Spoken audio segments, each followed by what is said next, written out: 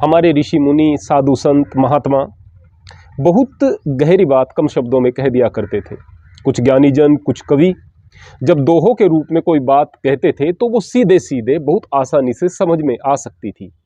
हालांकि उनमें बड़ी ज्ञान की बातें होती थी और शब्दों का चुनाव बड़ा सावधानी पूर्वक होता था, लेकिन उसके बावजूद यदि जरा सी समझने में गलती हो जाए तो सारा अर्थ बदल जाता है। ऐसे ही मैं नेट पर कुछ देख रहा था, गूगल पर मैंने देखा रहीम का एक दोहा, रूठे सुजन मनाइए जो रूठे सो बार, रहीमन पुनि पुनि पोइए टूटे मुक्ताहार। वहां अर्थ में बताया गया था कि रहीम कहते हैं कि हमें अपने रूठे हुए प्रियजनों को बार बार मनाना चाहिए। जैसे कि मोतियों का हार टूट जाता है तो हम उसे फेंक नहीं देते, बार बार उसको पिरो करके, धागे में पिरो करके ठीक करने का प्रयास करते हैं। बात लगभग ठीक दिखाई दे रही थी, लेकिन अगर आप ऐसे ही पढ़कर चले जाएंगे तो फिर इन दोहों का फायदा क्या। और अगर पढ़कर के जीवन में उतारना चाहेंगे, गलत तरीके से आपने जीवन में उतार लिया तो नुकसान ही होगा। जैसे कि आपका कोई प्रिय व्यक्ति है, वह आपसे बार बार रूठ जाता है, आप फिर से सफाई देते हो, थोड़े दिनों तक रिश्ता ठीक चलता है, फिर उसे गलतफहमी हो जाती है, फिर से आप सफाई देते हो, फिर से उससे कोई गलतफहमी हो जाती है और वो रूठ भी जाता है आपसे और कोई ऐसी बात भी कह देता है जिससे आपका दिल दुख जाता है, आप बड़ा परेशान होते हैं, मूड खराब रहता है, डिप्रेस होते हैं पूरे तरीके से। उस डिप्रेशन में आप कोई भी काम सही से नहीं कर पाते, तब तक तसल्ली नहीं होती, तब जाकर आप सफाई उसे देते हैं, सफाई देने के बाद फिर से रिश्ता ठीक ठाक हो जाता है। लेकिन सवाल ये कि कब तक आप ऐसा करेंगे, कब तक आप अपने आत्मसम्मान को ऐसे गिराते रहेंगे, कब तक वो आपके दिल को दुखाता रहेगा और कब तक आप उस रिश्ते की लाश को ढोते रहेंगे। जहां आपको बार बार सफाई देने की जरूरत पड़ रही है ना, वहां बड़ी गड़बड़ी हो जाती है, वो रिश्ता चलने लायक नहीं होता। रिश्तों की लाश को यदि कंधे पर डाल करके आप उन्हें ढोने का प्रयास करोगे, बोझ में तो मरोगे ही, बदबू से तो परेशान रहोगे ही, रोगी और बीमार भी हो जाएंगे, क्योंकि वो रिश्ता सड़ता और सड़ता चला जाएगा। बार बार सफाई दे करके आप उसमें पैबंद लगाते जाइएगा, गांठ लगाते जाइएगा, वो पहले जैसा कई बार नहीं हो पाता है। ऐसे मूर्ख व्यक्ति से जब तक आप जुड़े रहेंगे, परेशानी बढ़ती चली जाएगी। वो अफसाना जिसे अंजाम तक लाना न हो मुमकिन, उसे एक खूबसूरत मोड़ देकर छोड़ना अच्छा। यानी उस संबंध से आप दूर हो जाओ, लेकिन इस तरीके से कि बस वो खराब हुआ दिखाई न दे। आप वहां से धीरे धीरे राब्ता कम कर सकते हैं, आना जाना कम कर सकते हैं, संबंध कम कर सकते हैं, बोलचाल कम कर सकते हैं, धीरे धीरे दूरियां बना लीजिएगा। ये धीरे धीरे दूरियां क्यों? क्योंकि किसी भी स्थान से उठो तो ऐसा करके बिल्कुल न उठो कि फिर से बैठने में कोई दिक्कत हो। कोई व्यक्ति ऐसा है जिससे संबंध तोड़ना पड़ रहा है, तो उसे ऐसे हालात पर लाकर मत छोड़ दो रिश्ते को कि कभी दोबारा रिश्ता जोड़ना पड़ जाए तो आप शर्मिंदा हो जाएं। ऐसा बिल्कुल ना करें। हाँ, उस रिश्ते से दूरी बना लें।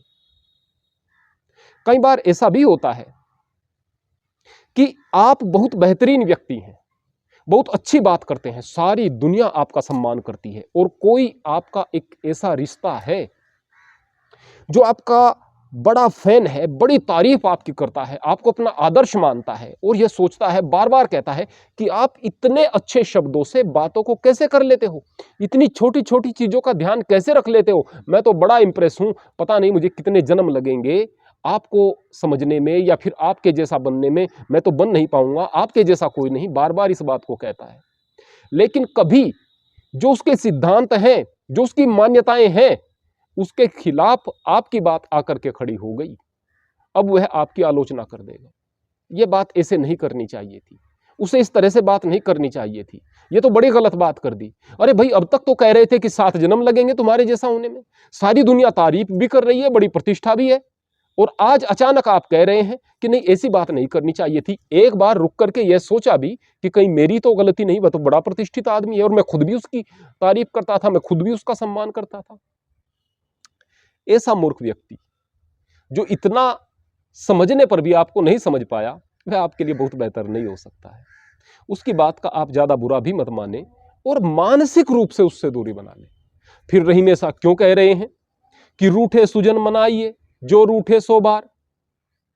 रहीमन पुनि पुनि पोइए, टूटे मुक्ताहार। अरे भाई, यहां पर प्रियजन नहीं है। जो इसका अर्थ दिया हुआ है, आप गूगल पर सर्च करेंगे कि अपने प्रियजनों को बार बार मना, प्रियजन तो है ही नहीं, यहां पर है सुजन, अच्छा व्यक्ति। मान लिया आपका कोई संबंध ऐसा है जो कि आपको लगातार प्रेरणा देता है, जहां पर आपको ऐसा लगता है कि इस व्यक्ति से चूक होती ही नहीं है, यह व्यक्ति वास्तव में काबिले तारीफ है, इस व्यक्ति का सोचने का तरीका बहुत बेहतर है, बारीक चीजों पर सोच लेता है, इस व्यक्ति के शब्दों का चुनाव और इसका धैर्य लाजवाब है। आप इन चीजों को जानते हैं और आपसे कोई गलती हो जाती है, वो आपसे रूठ जाता है, तो अब आप उसे मनाओ। फिर से आपसे कोई गलती हो जाती है, फिर से वो रूठ जाता है, अब आप उसे मनाओ।